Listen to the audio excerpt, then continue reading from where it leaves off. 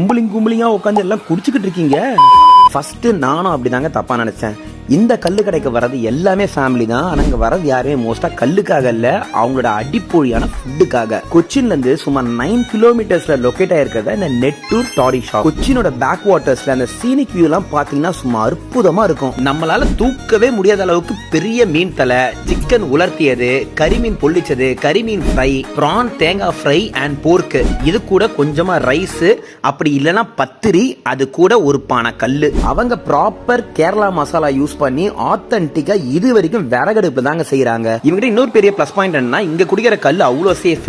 ஏன்னா மரத்திலே ஃபெர்மெண்ட் ஆகிற கல்ல அப்படியே தான் அவங்க சேல் பண்றாங்க. எந்த விதமான சுண்ணாம்போ இல்ல தனி கெமிக்கல்ஸோ அவங்கலாம் யூஸே பண்றது இல்ல. நீங்க கல்லுக்காக போகலாம் கூட அவங்க ஃபுட்டுக்காக போங்க. அவங்க ஃபுல் தேங்காய் எண்ணெய் யூஸ் பண்ணி அவங்க எல்லா ஃபுட்டுமே சும்மா அடிப்பொழியா இருந்துச்சு. அதுவும் எனக்கு ரொம்ப பிடிச்சது அவங்களோட கரிமீன் பொள்ளிச்சதும் மீன் தலையம் தான். சும்மா பட்டாசா இருந்துச்சு. பாத்தீங்கன்னா